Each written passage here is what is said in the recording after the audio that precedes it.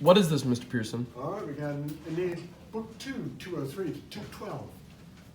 We got subject, verb, direct object. Super simple. This big thing here, that's a chunk, that's your positive, right? Just redescribes Laocoon here. Laocoon was slaughtering. Dio here, a bull. Classic. Pretty simple sentence in some ways, except for that appositive. Now the appositive, you can see, it is in the same case as Laocoon. His name's Greek, so, it looks funny. But nominative there, and this Socrates, that's also Greek. So it's got the OS ending, but actually that's nominative. What? Oh, yeah, I know, a little tricky. What? So in Greek, OS is nominative, and it's actually pretty much equivalent to US. Wait, so what's the translation? So Laocoon, the priest chosen by Lot for Apollo. That's the thing. He was slaughtering a bull. That's the base of the sentence there. All right. And I just pointed out these two things because ductus, anybody want to parse that baby for me? From Duxi. ductus. So this is the, PPP. yes, it is the PPP, perfect passive participle. And, duco means lead, but in this case, it's going to be chosen. And sorted by lot, okay? When you see a passive verb form, look for Active meaning. the ablative. Oh. You mix it up with deponents. Look for active. Deponent is passive forms, active means. Okay, you're right. We're talking about ablative absolutes. That's coming. That's coming. Sorry. Yeah, and this is the way they, the Greeks they saw divinity in randomness. So some lot jumped out of the hat and was presented, and Laocoon got it. So sorte is the ablative? Yeah, yeah. In the Iliad, whenever they choose lots for who's going to do what in battle, they put the lots in a helmet. And when they go to choose them, the lots jump out of the helmet. They don't actually have to pick them up. Because it's so divine. I see. Did you this? It's like So the he's sorting hat. slaughtering a From big Harry bull Potter. at Oh, the yes. altars. A big The adjective's way over here. The solemn altars. Okay, that sets the scene. Notice we've got an imperfect here. That's continuing action. All right. Next slide, please. All right. This is tranquilla per alta, little prepositional phrase, but it's out of word order. What do we call that? Flipped lines. Anastrophe. Anastrophe. Good, good, good. Over the tranquil deep. All right? Over the tranquil deep, what? 2 verbs, 1 subject. The snakes were looming, were so big, they loomed. And they were going. All right. I think I heard somebody say eke yesterday. Look. Oh, Look. look. Witness. Look, however. And how many snakes are there? 2. Here. Gemini. Gemini. Mhm. Where are they coming from? From Over the Tenedos. Another chunk there. All right. And then this is a little interjection or exclamation here. Horesco referens. And first person singular. This is Aeneas talking, telling the story to Dido at the banquet. I shudder telling the story. All right. And this is a pure ablative description. They have gigantic coils. Immensis.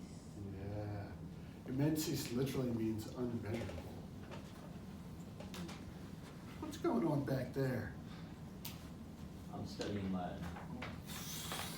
We don't do that here. Yeah, please. This is Latin class. Yes. So they're coming and they're going ad litora The beach. to the beach, pariter, abreast of each other, even Steve. Here they come, and now this horrid description. Whoa. I'm gonna do this quick here. They're just upright over the waves, and their bloody crests towered over the sea. The remaining part of them snaked along behind and slithered their immense backs in a coil. Just a little descriptive part, but I wanted to get on to this part now here. Yeah, this is really nice. So, spumante salo, this is what Gabe was saying. A little bit of absolute here. Sal salis literally means salt, right? We would say in poetic English, the brine. The brine. With the brine foaming, while the brine foam Bubbles. fits scientists. Here's our little fio fiere factus sum, that funny little verb to be, become, or be made. There's a roar as the brine foams. All right? And now, these two snakes, they were heading toward the fields. So they're coming ashore. And, ooh, look at what we've got here. Without even looking at the grammar. Ardentes. What does that mean? Burning. And what's this? Flame imagery. Flame imagery. Flame imagery. Flame imagery. Nia, say that again. Flame imagery. Whoa. Bazoingo. Is that in our Yeah, we dropped the new one. Yeah. We dropped the new phrase. First Kachow of You 2020. want to catch that one too? What? Ardentes is a P-A-P. What? No. Right. Present active participle. Burning eyes. Accusative. We'll fit that in. Here's our V. Here's a DO. So the burning eyes. Ooh, what's he done there? Oh yeah, this is hard. So this is affecting. It means imbued with, so it's a perfect passive participle. So they're filled up with respect to their burning eyes. That's a Greek accusative of respect with a Latin passive imitating a Greek noun. What the heck? So Too many words. if you were a well-read Roman, you would read this and you Which would I'm say, not. ah, that reminds me of the Iliad, where they use this kind of construction. What's that word when it refers back to something? Reference. Antecedent? I don't know. There was a word you said once and it was like, it'll hint back to something in the past. Fraxis. Something Fraxis. I think so. Really? Ekphrasis. Ekphrasis? I don't know. What's Ekphrasis? Ekphrasis, we have a little story in a story. I don't know if that's Maybe it. that's not it. Not but it. All right. So this is really complicated Greek imitation, which his readers would really enjoy. And Culture. he's filled up with respect to his eyes with blood and yet fire. So that's probably a snake you don't want to mess with.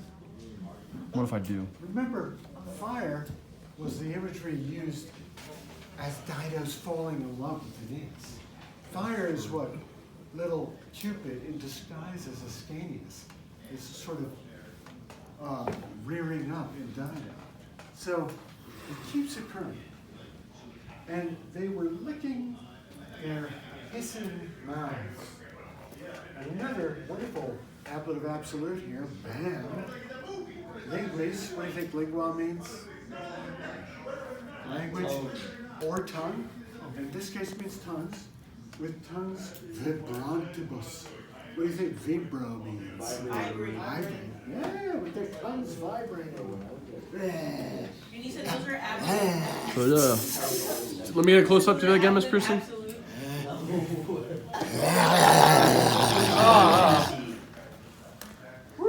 Mr. Pearson, you said those are ad-lib albums. Okay. Beautiful. But Yes.